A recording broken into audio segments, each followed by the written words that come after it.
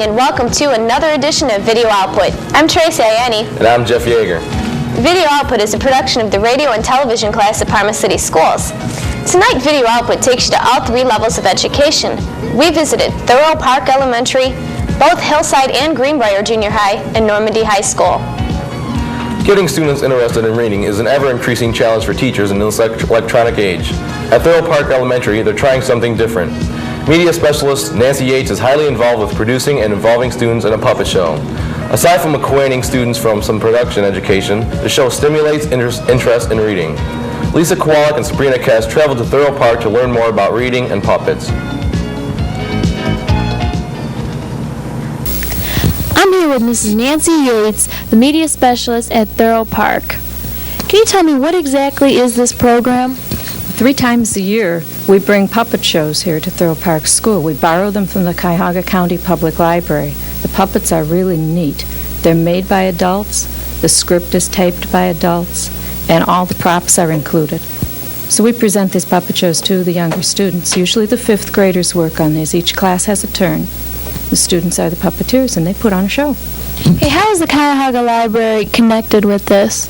Well, the library itself makes the puppet shows, and they use them themselves to travel around and put on shows. Someone works to make the puppets and then do the scripts on tape, as well as print it for us, so that we don't have to do that. These are usually not available for patrons to borrow, just teachers, right. And the library uses them themselves. They're stored in very large boxes, shipped to us. Is Thoreau Park the only elementary school involved in this? Right now, I think it is. This is just something that I like to do. Other schools have had the puppets when I've been assigned there, but I've always brought them to the schools 3 times a year. Okay, and why do you do this? Well, I think it's a really unique way to stimulate reading. Teachers read aloud in the classes, and I share stories. We have students sharing stories with other students, but this is a different way. It's a way for the older students to be really involved in the teaching process, too. What value does this give the students? Well, for the younger students, they get a chance to see boys and girls really performing. That's a unique role model for them. Sometimes they recognize the puppeteers as an older brother or sister of a friend. Sometimes they're the school guards. So they have a role model. Besides that, the younger children then want to read the books, those books or any other books. Do the students get excited and involved with this production? Oh, yes. It's really an honor if you're chosen to be the 5th grader to put on the puppet show. And they work hard. They learn a lot. They learn that it's not all fun. You might miss a little bit of class time, but manipulating the puppets isn't all fun. It's very difficult.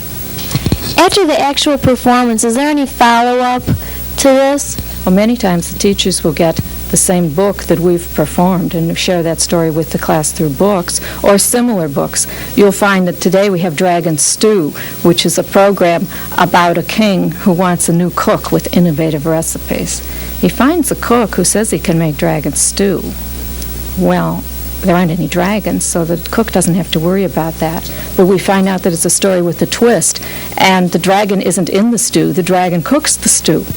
So by tomorrow or the next day, almost all our books about dragons will be out. Our books about puppet making will be out.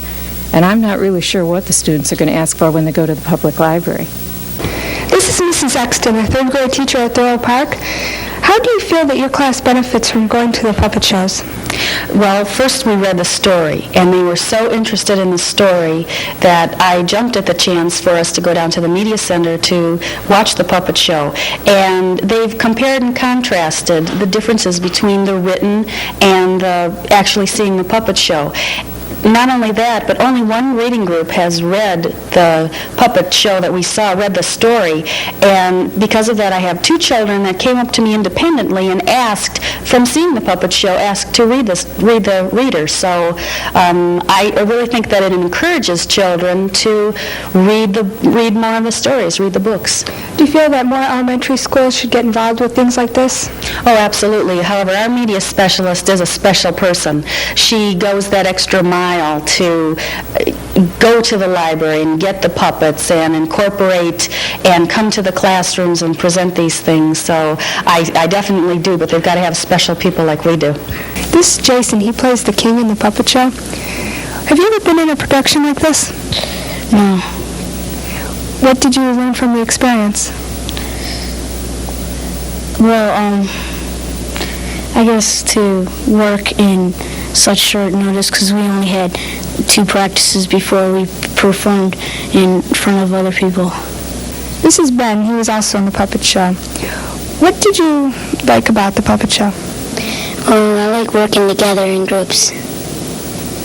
Is it hard to do? Is it hard to, maneuver puppets? And who taught you how to do that? Well, it's hard to hold your hand up that long and move around up there. This is Jackie. What part did you have in the puppet show? The major domo. And what did he do? He was the king's assistant. Did you enjoy getting to learn lines and how to maneuver a puppet? Yes, I did. These are a few students from Mrs. Exton's 3rd grade class. And they're going to tell me a little bit of how they thought about the differences between the book and the puppet show. What did you feel was the major difference between the story that you read and the things that you saw in the puppet show? The dragon wasn't crying because he was talking sad in the puppet show, but in there it wasn't talking really sad. Was the king the same way in the book? No, in the puppet show he was really fat, and in the book he was skinny. Did you enjoy the puppet show? Yes, very much. Did watching the puppet show and hearing about the book, does that make you interested in wanting to read the story? Yes. Do you like having puppet shows like this? Does this encourage you to read? Yeah, a lot. What did you like about the puppet show? I like the dragon the best. Why? Because I like the sequence on it. Parma Schools is known for its vocational educational department. Tonight we take a look at one such program, Dental Assisting. Dental Assisting is a 2-year program that literally trains high school students to become dental assistants. Kathy Abraham talked to instructor Barb Zendrowski and some of her students to find out more.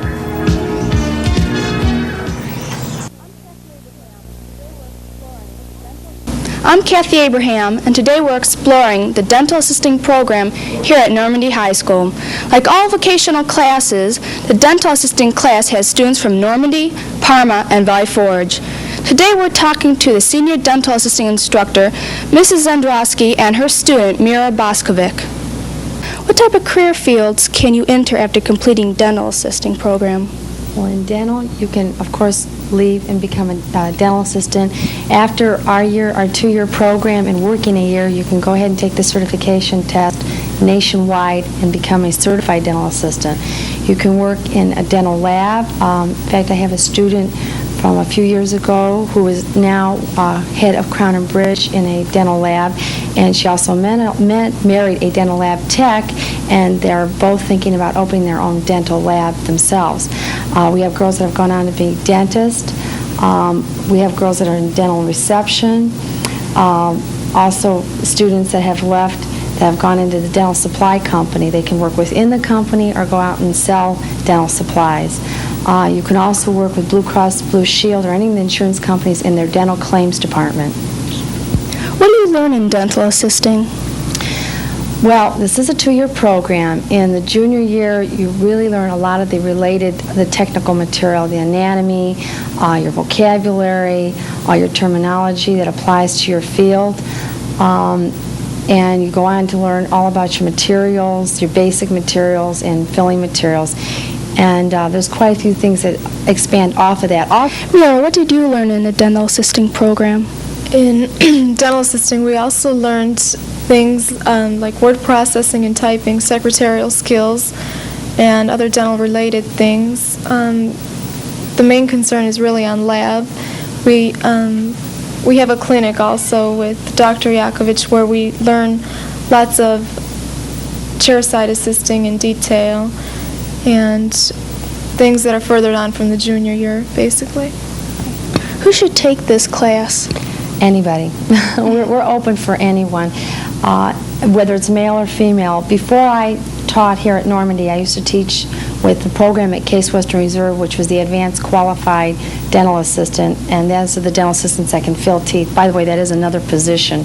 And dental hygiene. I had forgotten about dental hygiene. Anyways, I used to teach that program, and I had quite a few male students that I had for a year that I would teach on a one-to-one basis on how to fill teeth. And from there, they have real good paying jobs. They're getting paid about $15 an hour as an advanced qualified person. That program now at Case Western Reserve is only 6 months long. You can take this program here at Normandy High School for 2 years, get your certification, and then go on to Case Western Reserve and take that 6-month program. And again, most of the people that are graduating from that now are making about $15 an hour. However, going back to that question, anybody can take the program. We're happy to have anybody in here. And again, if you don't like dental assisting, if you leave here, you can always get into another area. It's not a dead-end job. And we do have 100% placement here. Everybody is placed. In fact, I have a high school student right now making $7.50 an hour in a dental office while she's in high school. Also, quite a few of my students that have graduated are getting full benefits. So again, anybody can be in this, male or female. Are there any necessary pre-requirements? Okay, prerequisites. The only thing we ask is if you take typing. There's really nothing else. You need typing for the word processors, and it would be to your advantage. Can you maintain an academic curriculum in school while taking this course? Yes. In fact, we've had some discussions on that in class, and my students feel it's an advantage to them to go ahead with an academic curriculum and also take vocational education. Quite a few of this year's class they're going on to dental hygiene, so this helps in both directions. They earn extra points. You get 10 to 20 extra points when you go into dental hygiene, which helps you get into the program, taking this dental assisting program. And then again, with your academic courses, it also helps you. What type of extracurricular activities are involved? Well, last year the students went ahead again with the toothbrush demonstrations, teaching third graders, and I think the junior year they had Glenby. They do some personal hygiene. Well, we do also the same in the senior class. We went to Bonnie Bell this year and learned a little bit about makeup. But it's not all fun and games either. We're going to go ahead to Roe Dental Lab and to Health Co., and we'll learn about the dental lab area and the supply area. And also some of my students have worked for both those companies. Towards the end of the year, we go through what's called rotation. All my students, each one rotates through a specialty office, and they learn about each specialty. They observe and they work within that specialty. They only go for a couple days to each place, but it's very helpful. Also, the last 5 weeks of their senior year, they're out working. They're not in class. Each student is placed, and as I said before, there is 100% placement from this program. And then, Mira, if you want to talk about Chicago. Another main incentive for the class is in the senior year we attend the Midwinter Dental Conference in Chicago, and we learn more about dental products and the more modern systems that are used. We also visit the city of Chicago and learn more about the city, but the conference is basically an all-day thing, and they have table clinics that are set up, and we learn more about the products that are being used. What does the clinic involve? Every Monday between 8:30 and 10 o'clock, we see patients. We have a dentist, Dr. Yakovich, Milan Yakovich. He's a former graduate of Normandy High School. He comes in free on his own time, and he treats senior citizens. We do prophies for $2. Exams are free. We do relines for $10 versus what a dentist may charge $80. We're not trying to take away from the private sector of dentistry. However, we're trying to give on hands-on training to our students. And by opening this clinic, it has really added to the program a great deal. We do quite a few services other than what I just told you for the senior citizens. If they would like to come, anybody's welcome in the area here, even outside, to have any kind of treatment. Just call the school and we'll book you an appointment. Finally tonight, we take an in-depth look at junior high music programs. Parma School currently has 2 junior high schools, Hillside and Greenbrier. Video Output's Mike Vargo and Ted Delancey travel to Greenbrier and Hillside to learn more about the vocal, instrumental, and music programs in general. We'll also take a quick look at recent concerts at both Greenbrier and Hillside. Hi, I'm Ted Delancey. And I'm Mike Vargo. The school music programs can generally be divided into 2 areas, vocal and instrumental. We first talked with Mr. Jim Sense, the band director at Hillside Junior High, and Mr. Richard Simbrook, the band director at Greenbrier, to learn more about their instrumental program. We also caught a glimpse of their most recent concerts. We then talked with Miss D. Ann Carlson, the choral director at Greenbrier Junior High School, about the programs at both Greenbrier and Hillside Junior High. And we'll take a look at their most recent choir concerts. I'm Mark Farrow here at Hillside Junior High School talking with Mr. Sense, band director. Tell us about the instrumental program here at the junior high. Well, here at Hillside we have two bands. We have a reserve band, which is made up of entirely 7th graders, and a concert band, which is a combination of 7th and 8th graders.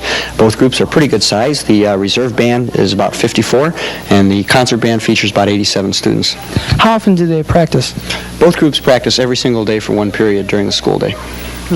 When did the students begin learning their instruments? Most of the beginners start learning wind instruments in the 5th grade. String instruments begin in the 4th grade.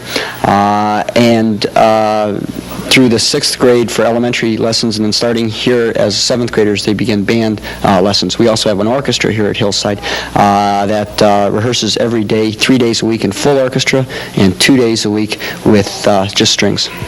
Do all the students buy their own instruments, or are there school furnishes? The students furnish their own instruments, with the exception of the larger instruments such as French horn, tuba, percussion instruments, which the school owns and rents to the students. Okay. What are your goals and objectives towards the junior high program? You're preparing them for high school, or? Well, certainly that's what we're hoping. We're hoping that each and every student will go on to the high school program. What we try to do is we create a situation where the kids are going to be improving from year to year. As 7th graders, the music's a little bit easier. When they get to the 8th grade concert band, of course, the music's a little more difficult. And we assure the parents that they will see a difference in the kids, whether it's from elementary program to the junior high and then eventually to the high school program. Is there a big improvement between, say, 6th and 7th graders? Oh, certainly, yeah. There's a large difference between the elementary school programs to the early junior high with reserve band, and then the orchestra, concert band, and then eventually on to the high school. There is a definite difference.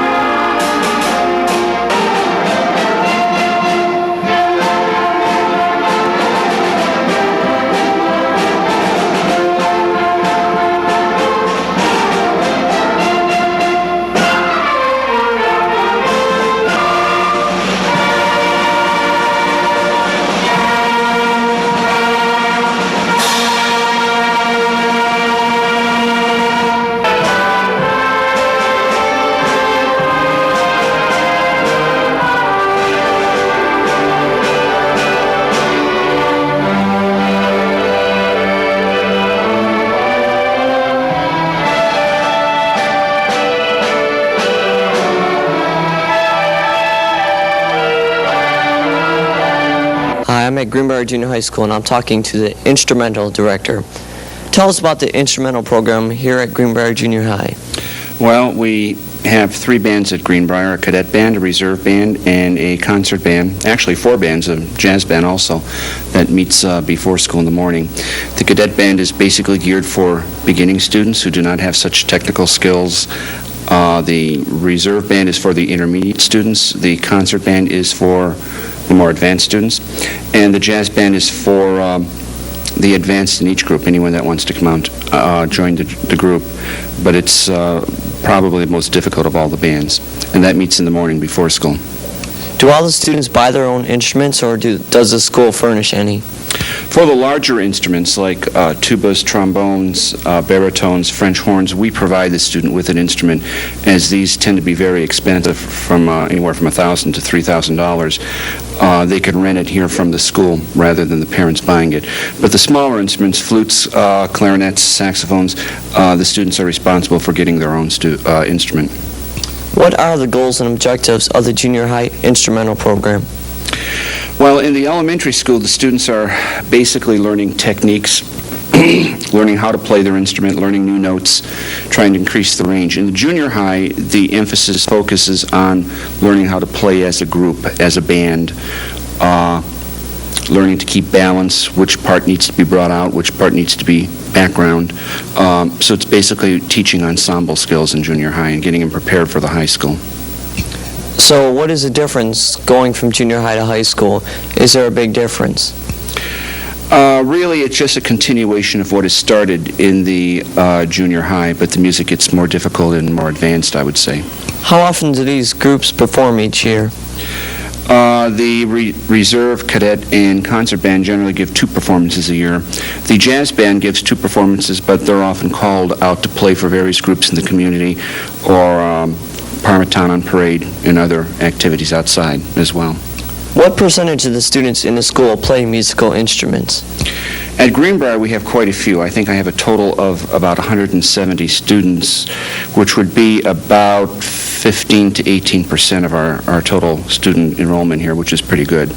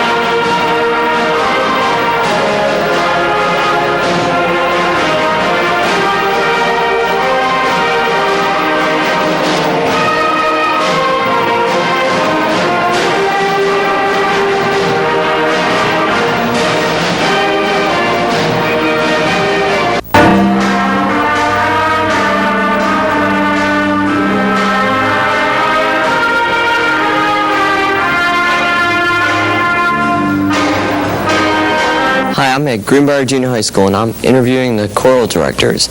Can you tell us about the vocal music program here at Greenbrier? The vocal music program, let's see, consists of 8 sections of 7th grade choir. They meet on the second half of their lunch, which is 20 minutes, and they meet every day for a whole year. 7th graders are required to take music either as an instrumental in a band or orchestra, or a general music class, or a choir.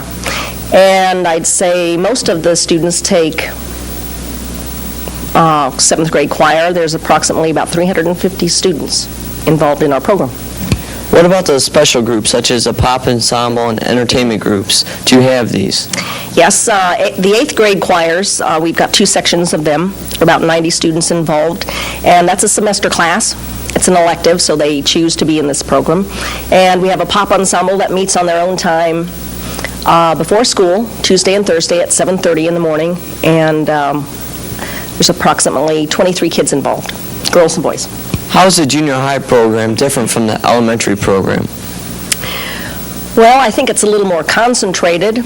The elementary school kids, I think, take music twice a week for 20 minutes. That's more of a general type instruction. Here it's a concentrated effort in the choral program and the instrumental program.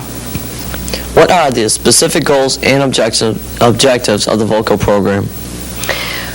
Well, I think at junior high it's getting the kids to work together as a team and work on different vocal techniques, getting them to be able to match pitches and to sing in tune as a group. A lot of students don't have that contact when they're in elementary. They just are put together, and so I think a lot of the skills come from working together in a team situation. How many concerts do you perform each year? Well, the 7th graders give 2 concerts, one in the winter and one in June, and the 8th grade choir does the same.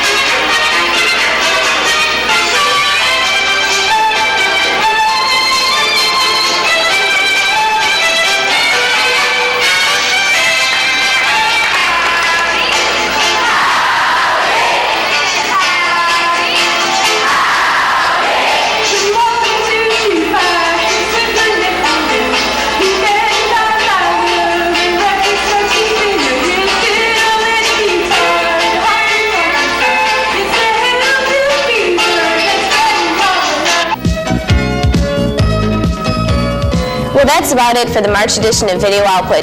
We'd like to thank the students and instructors involved in tonight's program. Remember, think spring. I'm Tracy Annie. And I'm Jeff Yeager. See you next time on Video Output.